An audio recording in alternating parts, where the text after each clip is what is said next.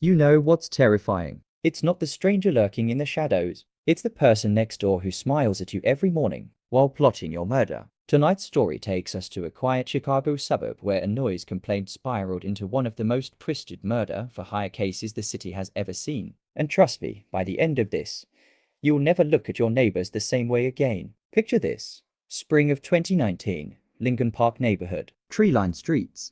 $1 million brownstones. The kind of place where people jog with their golden retrievers and complain about craft beer selections. This is where 52-year-old Margaret Kozlowski lived in what should have been paradise. Retired school teacher, widow, kept to herself mostly. But there was one problem. One massive, life-destroying problem. Her neighbor, 28-year-old Jake Romano. Now, Jake wasn't your typical Lincoln Park resident.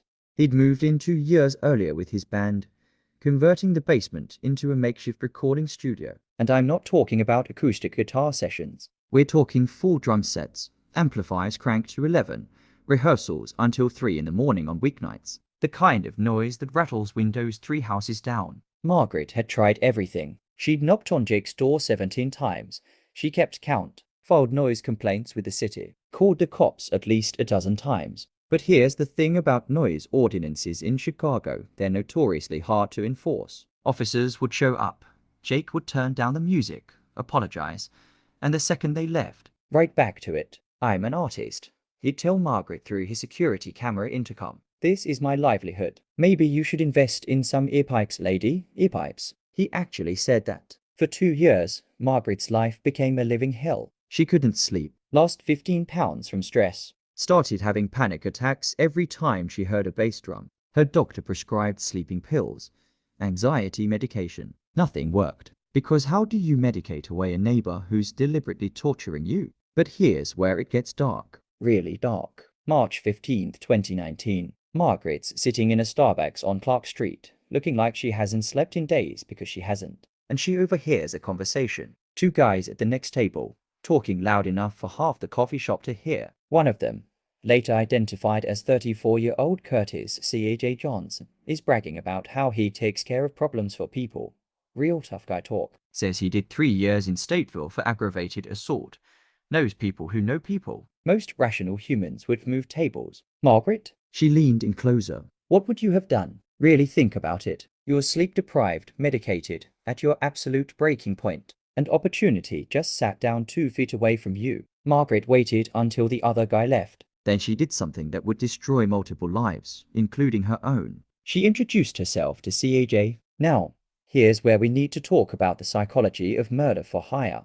Because most people get this completely wrong. They think it's all mob bosses and international hitmen, right? Wrong. The FBI estimates that 60% of murder for hire cases involve ordinary people with no criminal history who just snap. And they almost always get caught because they have no idea what they're doing. Margaret asked C.A.J. if they could talk somewhere private. They walked to her car. And sitting in a 2014 Honda Civic in a Starbucks parking lot, a retired school teacher asked a stranger to kill her neighbor. C.A.J's first response? He laughed, thought she was joking. But Margaret pulled out a manila envelope. Inside, $5,000 in cash, her life savings from teaching for 30 years, and photos of Jake Romano, his daily schedule, which she'd been documenting for months. What time he left for his day job at Guitar Center, when he walked his girlfriend's dog, when he was usually alone. I need him gone, she told C.A.J. I don't care how. Just make it look like an accident. Here's the first twist.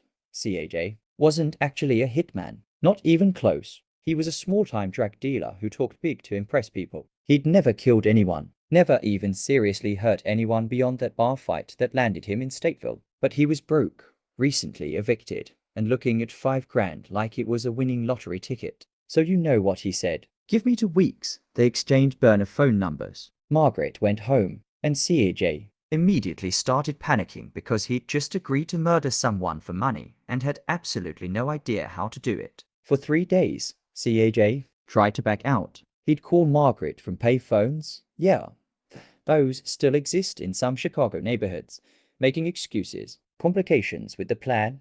Need more time for surveillance. But Margaret wasn't having it. She'd call him back within minutes, leaving voicemails that were chilling. I paid you good money, C.A.J. You accepted it. Now do your job or give me back my cash and I'll find someone who will. Can you imagine being in CAJ's position? You're not a killer. You just wanted easy money. Now you've got this desperate woman threatening you. And you're holding $5,000 that's already spent on back rent. What do? CAJ made a decision that probably saved his life. He went to the cops. March 22nd, 2019, 2:47 p.m. CAJ walks into the 18th District Police Station on Chicago Avenue, asks to speak to a detective. Sergeant Maria Gonzalez, 18-year veteran, takes him into an interview room, and CAJ spills everything. Now, Gonzalez has heard a lot in 18 years, but a murder for hire plot over noise complaints, that was new. She asked CAJ to prove it. So he called Margaret, right there in the interview room, with detectives recording every word. It's me, CAJ said. I'm ready to move forward, but I need the other half of the payment up front. Can't take that kind of risk without guaranteed money. Margaret didn't hesitate. Tomorrow, same Starbucks, PM. I'll have another 5,000 ready. Gonzalez immediately contacted the state's attorney's office. They had enough for conspiracy to commit murder charges. But here's where things get complicated. The state's attorney, a guy named Thomas Brennan, wanted more. He wanted Margaret on tape explicitly confirming the hit, detailing the plan, giving them an airtight case that couldn't fall apart in court. So they set up a sting operation. The next day, March 23rd, 5 undercover officers were spread throughout that Starbucks. 2 posing as customers, 1 as a barista, 2 in an unmarked van outside. CAJ wore a wire under his jacket, FBI-grade equipment.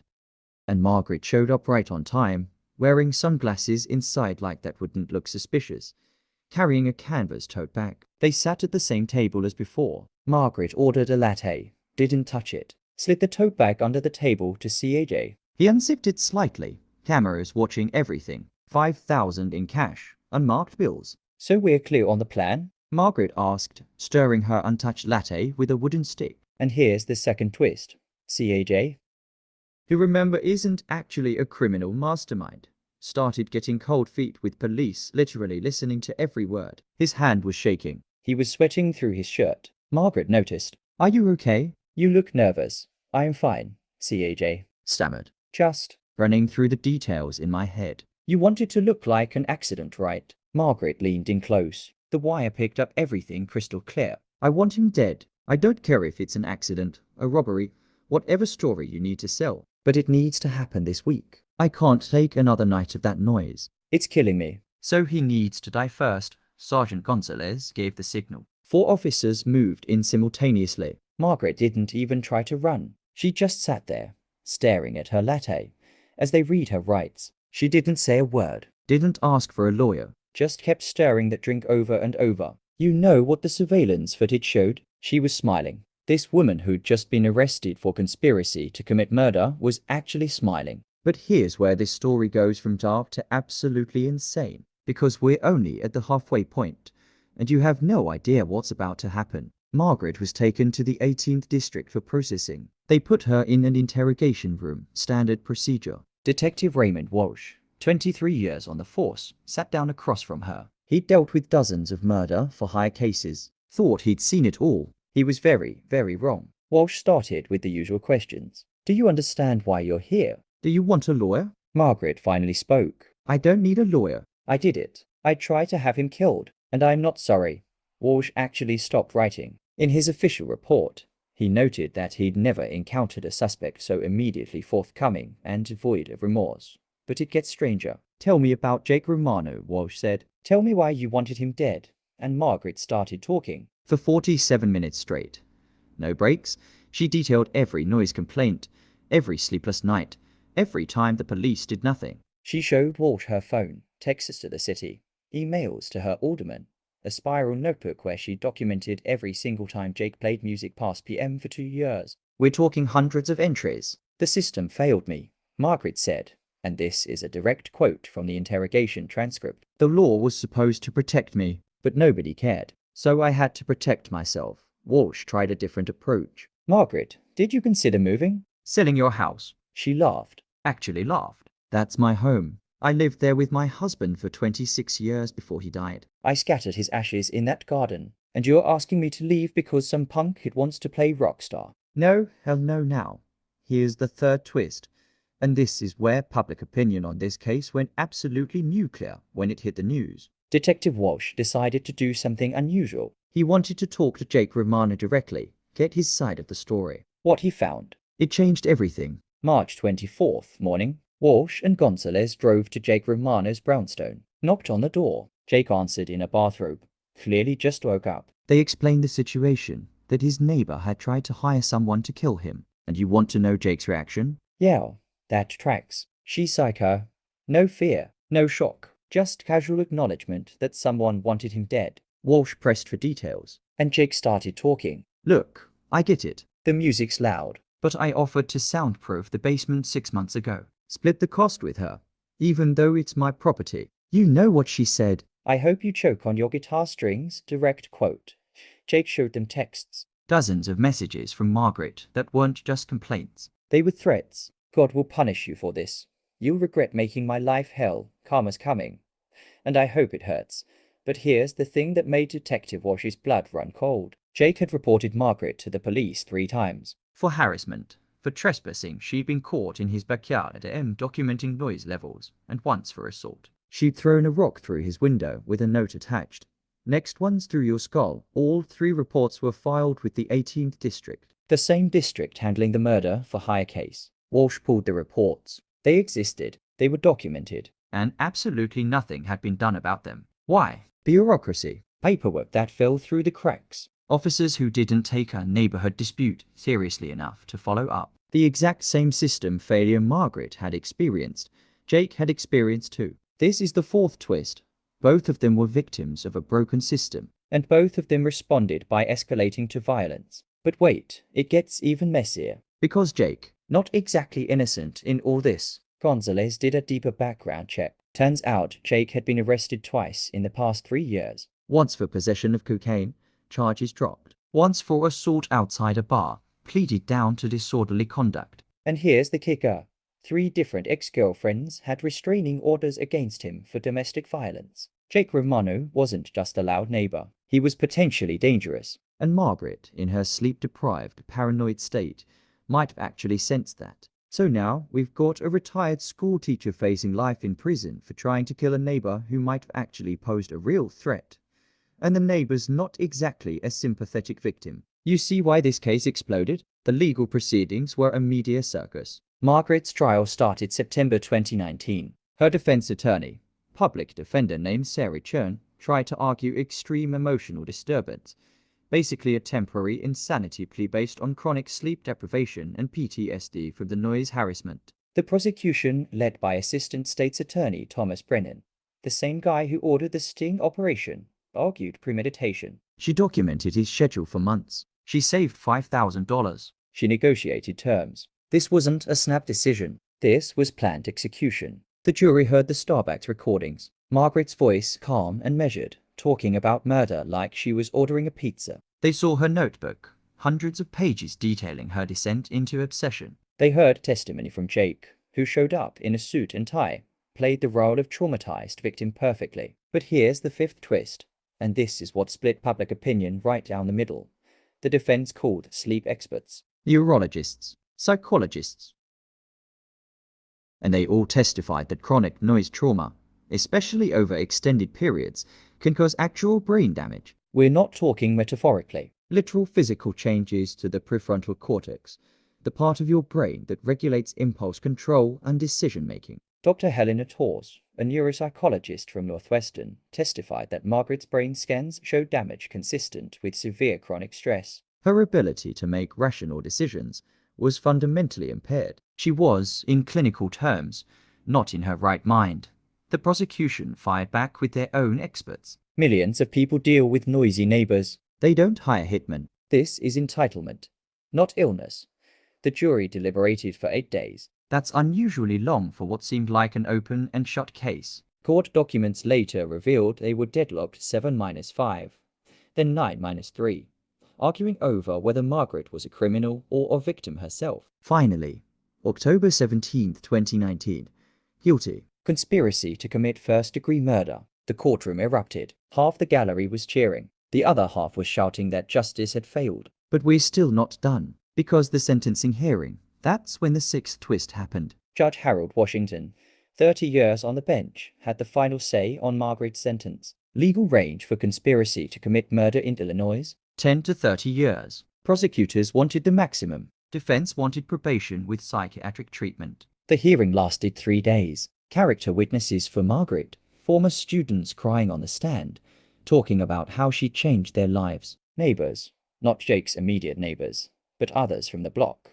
testified that Jake's band had made the entire street unbearable. One elderly man broke down, saying he'd considered suicide because of the noise, and that he understood why Margaret did what she did. Then Jake's turn. His girlfriend testified, sobbing, about the fear of knowing someone wanted him dead. Jake himself gave a victim impact statement that was, honestly, pretty compelling. I'm not perfect, but I didn't deserve a death sentence for playing music.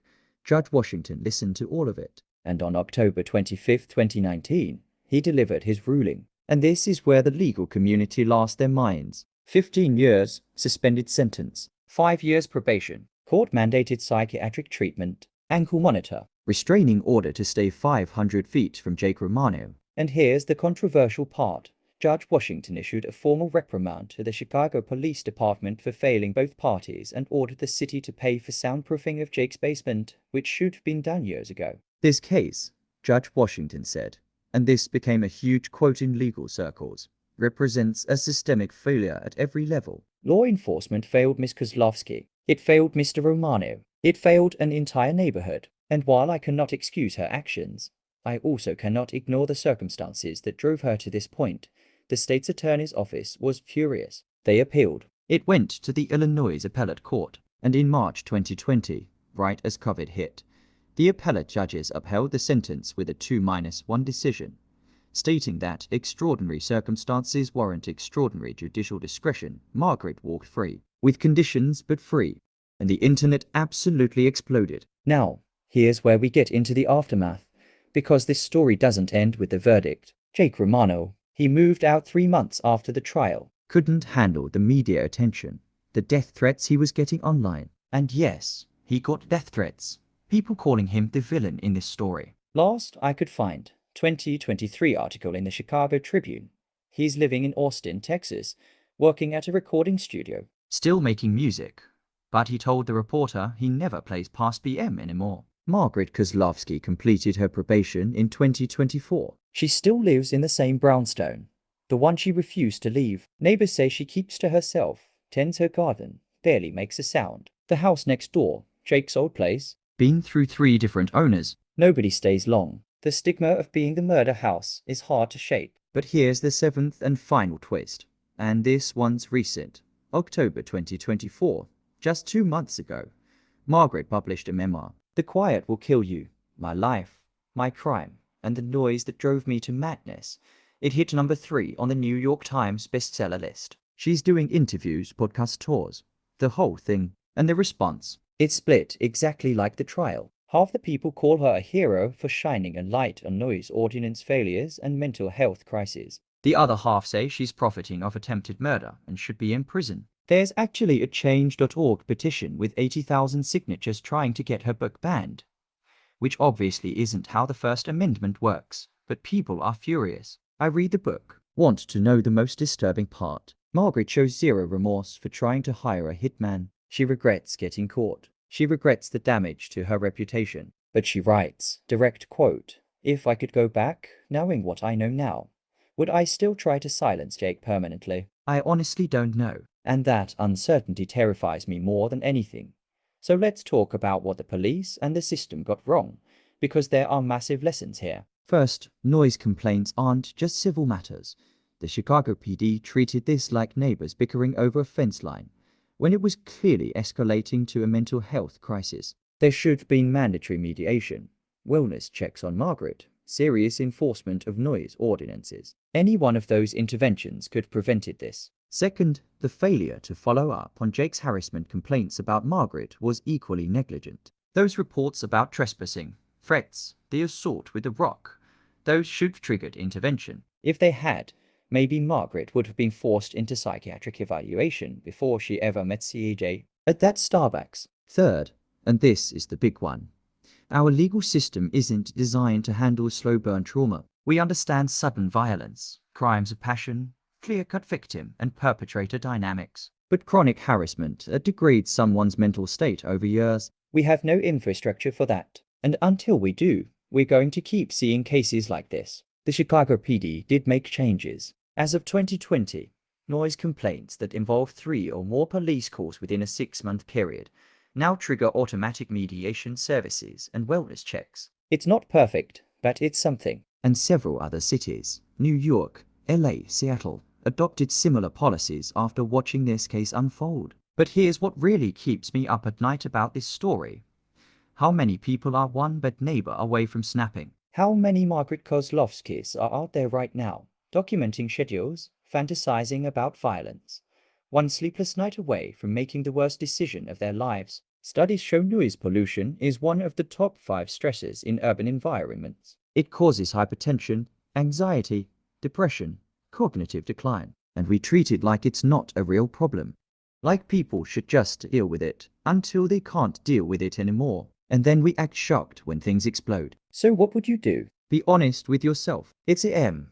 You haven't slept in 3 months. Your neighbor's laughing at your suffering. The police aren't helping. The city doesn't care. And someone offers you a way out, a permanent way out. Do you take it? Or do you have faith that the system will eventually work, even though it's failed you hundreds of times already? Margaret Kozlowski made her choice. And whether you think she's a criminal or a victim, one thing's undeniable. She's a warning about what happens when we ignore people's suffering until they become dangerous. When we let bureaucracy grind people down until they break. When we treat quality of life as a luxury instead of a basic human right. The most terrifying part of this story isn't that a school teacher tried to hire a hitman. It's that when you really dig into the details, when you understand what she was going through, part of you gets it. And that should scare all of us. Because if it could happen to her, a woman who spent 30 years teaching children to be kind, to follow the rules, to believe in the system, it could happen to anyone. Sweet dreams, and maybe check in on your neighbors tomorrow. The quiet ones, especially. You never know what they're going through, or what they're planning.